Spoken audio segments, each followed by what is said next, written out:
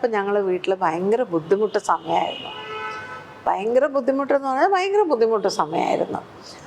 അപ്പം ഇങ്ങനെ പോകുന്ന സമയത്ത് ഇത് യൂട്ടിലൈസ് ചെയ്തു മൂപ്പറ്. വില്ലേട്ടന് ഒരു ഭാഗം കിടക്കും, എൻ്റെ മക്കൾ 4 പേരും നനഞ്ഞ തൂങ്ങി വയറ്റിലിട്ടിട്ട് എത്രയോ ദിവസം ഭക്ഷണം കഴിക്കാതെ കിടന്നു. ലാല് മാറിപ്പോയതാണ്. കാരണം ഞാൻ കാണുന്ന ലാലും പിന്നീട് വലിയ ഹീറോ സൂപ്പർ സ്റ്റാറായ ഹീറോ ആയതിനു ശേഷം കാണുന്ന ലാലിനും എൻറ്റയർലി ഡിഫറൻസ് ഉണ്ട്. ഇത്രയും ചെയ്ത ഒരു മനുഷ്യന് മരിച്ചപ്പോൾ കണ്ടില്ലല്ലോ എന്നുള്ള ഒരു വേദന എനിക്ക് കുറേ ഉണ്ടായിരുന്നു. സത്യം പറഞ്ഞാൽ ഇന്നും എനിക്ക് സംസാരിക്കുമ്പോൾ ആ ദേഷ്യം വരുന്നുണ്ട്. പിന്നെ ഈ തമിഴ് നടന്മാർക്കാണ് പിന്നെ നന്ദിയുള്ളത്. രജനീകാന്ത് ആ സമയത്ത് വിളിച്ചില്ലല്ലേ? എൻ്റെ ഭർത്താവ് മരിച്ചപ്പോൾ ഡയറക്ടർ ശങ്കർ അന്യൻ പടം ചെയ്തുകൊണ്ടിരിക്കുകയാണ് ഞാൻ. അന്യൻ പടം വിക്രം സാറിൻ്റെ പടം വിക്രമൻ്റെ അമ്മയായിട്ട് ഞാൻ ചെയ്തുകൊണ്ടിരിക്കുക. കാരണം ശങ്കർ സാറ് ഈ മെട്ടിയൊലി കണ്ടിട്ട് അവങ്കത വേണു, എനിക്ക് അവരാണ് വേണ്ടത്, എനിക്ക് വേറെ ആർട്ടിസ്റ്റേ വേണ്ട, ഇവൻ്റെ അമ്മയായിട്ട് വിക്രമിൻ്റെ മദർ റോളിൽ ശാന്തി വില്യംസ് താൻ പണ്ണണമെന്ന് പറഞ്ഞ് എന്നെ നിർബന്ധിച്ച് എന്നെ ആ ക്യാരക്ടറിൽ ഇട്ടു. അവർ നമ്മൾ ഇപ്പോഴാണ് ഇങ്ങനെ ഒരു വശം അറിയുന്നത്. ശരിക്കും പറഞ്ഞ മോഹൻലാലിനെ എല്ലാവരും ചിരിക്കുന്നു, കളിക്കുന്നു, തോളെ തേടുന്നു, ഒരുപാട് സഹായിക്കുന്നു എന്നൊക്കെയാണ് ഞാൻ അറിഞ്ഞത്. മറ്റൊരു മുഖമാണ് ചേച്ചി പറഞ്ഞത്. അല്ല, അത് മാറിപ്പോയതാ. ലാല് മാറിപ്പോയി. ലാല് മാറിപ്പോയതാ. കാരണം ഞാൻ കാണുന്ന ലാലും പിന്നീട് വലിയ ഹീറോ സൂപ്പർ സ്റ്റാറായ ഹീറോ ആയതിനു ശേഷം കാണുന്ന ലാലിനും എൻറ്റയർലി ഡിഫറൻസ് ഉണ്ട്. പണ്ടത്തെ ലാലല്ല ഇത്. പണ്ടത്തെ ലാല് കുട്ടികളുടെ സ്വഭാവം. വീട്ടിൽ വന്ന് മീൻ കഴിച്ച ആളല്ല. വളരെ നല്ലൊരു സ്വഭാവിയാണ്. വീട്ടിൽ വന്ന ഒരു വ്യത്യാസമില്ലാതെ നമ്മളടുത്തൊക്കെ സംസാരിക്കും, ചിരിക്കും, എന്ത് കാര്യങ്ങൾ പറയൂ, ഫുഡ് കൊണ്ടുപോകാൻ എല്ലാത്തിനും ഒരു നല്ലൊരു ഇതാണ്. പക്ഷെ ഇത് കഴിഞ്ഞതിന് ശേഷം ഈ പടങ്ങളൊക്കെ വന്ന് വലിയ ഫേമസ് ആയതിനു ശേഷം ലാലിൻ്റെ സ്വഭാവം മാറി. പിന്നീടാണ് എനിക്ക് ഒരുപാട് ആൾക്കാർ പറയാൻ തുടങ്ങി. വീട്ടിൽ ഒരു 10 അടിയുടെ കൃഷ്ണൻ ഉണ്ടായിരുന്നു ഞങ്ങളുടെ വീട്ടിൽ. 10-12 അടി ഉണ്ടാവും കൃഷ്ണൻ. ഏതാണ്ട് ഇത്ര പൊക്കം ഉണ്ടാവും കൃഷ്ണൻ്റെ രൂപം, ഇത്രയും ഉണ്ടാവും. അതായത് ഒരേ തടിയിൽ ഉണ്ടാക്കിയതാണ്. ചന്ദനം, ഫുൾ ചന്ദനമാണ്. ഇന്ന് ലാലിൻ്റെ വീട്ടിൽ ആ പ്രതിമയുണ്ട്. ആ കൃഷ്ണൻ്റെ ഇത് പശുവായിട്ട് പുല്ലാങ്കുഴലിൽ ഊതുന്ന പോലെ. അത് വില്ലേട്ടൻ പോയിട്ട് പറഞ്ഞു, ഇങ്ങനെ ഞങ്ങൾ വീട്ടിലുണ്ട്, പക്ഷെ ഞങ്ങൾക്കത് എങ്ങനെ നോക്കാൻ പറ്റുമെന്ന് അറിയില്ല, എന്തോ പോയി മൂപ്പർ എന്തെങ്കിലും നല്ല സാധനം ഉണ്ടെങ്കിൽ ആർക്കെങ്കിലും കൊടുക്കും. അപ്പോൾ ഇത് പോയി പറഞ്ഞ ഉടനെ എന്ത് ചെയ്താൽ, അപ്പം ഞങ്ങൾ വീട്ടിൽ ഭയങ്കര ബുദ്ധിമുട്ട് സമയമായിരുന്നു. ഭയങ്കര ബുദ്ധിമുട്ടെന്ന് പറഞ്ഞാൽ ഭയങ്കര ബുദ്ധിമുട്ട് സമയമായിരുന്നു. അപ്പോൾ ഇങ്ങനെ പോകുന്ന സമയത്ത് ഇത് യൂട്ടിലൈസ് ചെയ്തു മൂപ്പർ. എന്താണെന്ന് വെച്ചാൽ വില്ലേട്ടൻ പറഞ്ഞു, കൊച്ചിന് വന്ന് ഭയങ്കരമായിട്ട് വിയർക്കണു, AC ഇല്ല എന്നും പറഞ്ഞ് വില്ലേട്ടൻ പറഞ്ഞു എന്ന് തോന്നുന്നുണ്ട്.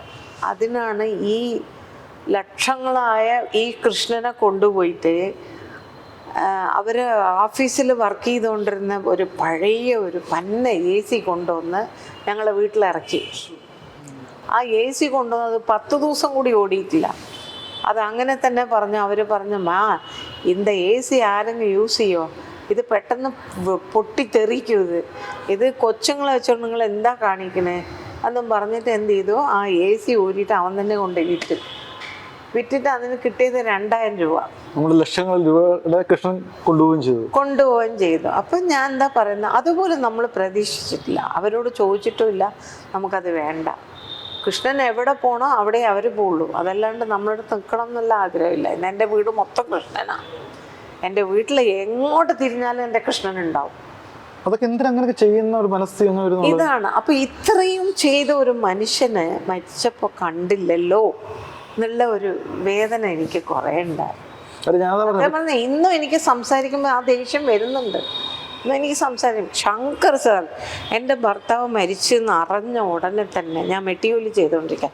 മെട്ടിയൂലി ഡയറക്ടർ 25,000 രൂപ പണം. അന്ന് 25,000 രൂപ വലിയ വിഷയമാണ്. 1,00,000-നാണ് 25,000. 25,000 രൂപ പണം. മാനേജർ, ആൾക്കാർ എല്ലാം എൻ്റെ വീട്ടിൻ്റെ പുറത്ത് നിൽക്കുക. ഞാൻ പോണ്ടിച്ചേരിയിൽ നിന്ന് ഇവിടെ എത്തുന്നവരെ എൻ്റെ ഡയറക്ടർ എന്നോട് നോൺ സ്റ്റോപ്പായിട്ട് സംസാരിക്കണം. അമ്മ നിങ്ങൾ വിഷമിക്കരുത്, അമ്മ നിങ്ങൾ ടെൻഷൻ ആവരുത്. എനിക്ക് ഓൾറെഡി മൈൽഡ് അറ്റാക്ക് വന്നതാണ് വില്ലേട്ടനുള്ള സമയത്ത്.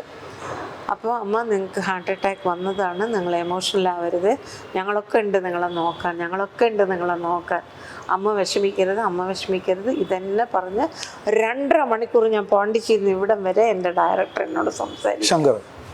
ശങ്കറല്ല, ഈ തിരുമുരുകൻ എന്ന് പറഞ്ഞ ആള്, അറിയോ? അതിനുശേഷം ശങ്കർ സാർ വിളിച്ചു, അമ്മ any help you can call me അമ്മ.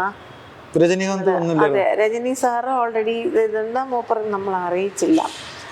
അപ്പോൾ തമിഴിലൊക്കെ വരുന്നുണ്ട്, ന്യൂസ് ഇങ്ങനെ പോയിക്കൊണ്ടിരിക്കുക. അല്ല, യഥാർത്ഥത്തിലേ ഈ വില്യംസന്റെ കോൺട്രിബ്യൂഷൻ കൂടുതൽ മലയാളത്തിലാണ്.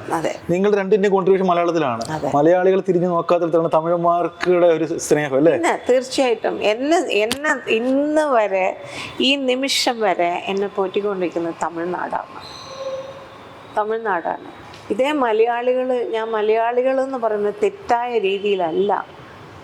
എൻ്റെ നാടും കേരളമാണ്, ഞാനും മലയാളിയാണ്. പക്ഷേ ഞാൻ മലയാളിയാണെന്ന് പറയാൻ നാണിക്കുന്നു. കാരണം ഒന്നുമില്ലാതെ ആവുന്ന സമയത്താണ് എല്ലാവരും നമ്മളുടെ അടുത്ത് വരേണ്ടത്. നിങ്ങൾ കാശ് പണം വേണ്ട, നിങ്ങളെ പണം എനിക്ക് വേണ്ട, ഒരു വിളി, ഒരു സ്നേഹം, ഒന്നുമേ വേണ്ട എനിക്ക്. ഒന്ന് വിളിച്ച് എന്ത് പറ്റി മൂപ്പർക്ക് എന്നുള്ള ചോദ്യം ചോദിച്ചില്ലല്ലോ എന്നുള്ള ദേഷ്യം മാത്രമേ എനിക്കുണ്ടായിരുന്നുള്ളൂ. ഞാൻ ഇത്രയും കൊല്ലം അഭിനയിച്ചില്ല. 18 വയസ്സിൽ കല്യാണം കഴിച്ച് ലാസ്റ്റ് പടം നെഞ്ചത്തേക്കില്ലാതെ, ആ പടം റിലീസായിട്ട് റഷ്യൻ അവാർഡ് വരെ കിട്ടിയതാണ് എനിക്ക്. അതിനുശേഷം എനിക്ക് ഒരുപാട് പടം വന്നു. വില്ലേട്ടൻ പറഞ്ഞ് ചെയ്യണ്ടെന്ന് പറഞ്ഞു. അതിനുശേഷം വില്ലേട്ടൻ്റെ കൂടെയുള്ള ജീവിതം, മൂപ്പർ പോണു വരണു, എത്രയോ പ്രശ്നങ്ങൾ ജീവിതത്തിൽ, കാറ് പോയി, വീട് പോയി, എല്ലാം പോയി, നരത്തമ്മ നിൽക്കുന്നു, സുഖമില്ലാതായി, വയ്യാതെയായി. ഇത്ര ആയപ്പോഴും മൂപ്പർ ഒന്ന് തിരിഞ്ഞു പോലും ഒരാൾ കേരളത്തിൽ നിന്ന് അഭിനയിക്കുന്നുണ്ട് എന്നറിയാം. അപ്പോൾ എന്ത് ചെയ്യണം? ചേച്ചിക്ക് ഒരു വേഷം കൊടുക്കാം, വിളിച്ചിട്ട് ഒരു അമ്മയുടെ റോൾ കൊടുക്കാം, എന്തെങ്കിലും ഒന്ന് ചേച്ചിക്ക് എന്തെങ്കിലും ഒരു സഹായം, കാശായിട്ടില്ലെങ്കിലും കൊടുത്താൽ അവർക്ക് എന്തെങ്കിലും കിട്ടുമല്ലോ, അവരെ കുടുംബം ഉണ്ടല്ലോ. ലാലിനറിയാം എനിക്ക് 4 മക്കളുണ്ടെന്ന്. അതെങ്ങനെ വളർത്തി ഇത്ര ഒന്നുമില്ല ചേച്ചി? പിന്നെ ഒരു ഓട്ടം ആയിരുന്നു അല്ലേ? ഞാൻ ഓട്ടം തന്നെ രാവിലെ ഇറങ്ങും, ഷൂട്ടിങ്ങിന് പോകും, ഡബിങ്ങിന് പോകും, ഡബിങ് ചെയ്ത് കൊടുക്കും, പിന്നെ വീട്ടിൽ നിന്ന് ഊണ് പോലും ഞാൻ കഴിക്കാറില്ല ആ സമയത്ത്, അറിയോ? എൻ്റെ മക്കൾക്ക് ഫുഡ് ഉണ്ടാവില്ല വീട്ടിൽ. വില്ലേട്ടന് ഒരു ഭാഗം കിടക്കും, എൻ്റെ മക്കൾ 4 പേരും നനഞ്ഞ തുണി വയറ്റിലിട്ടിട്ട് എത്രയോ ദിവസം ഭക്ഷണം കഴിക്കാതെ കിടന്നു. ആർക്കും അറിയില്ലല്ലോ, ഒരാൾക്ക് അറിയില്ല, ഒരാളെയും ഞാൻ അറിയിച്ചിട്ടുമില്ല.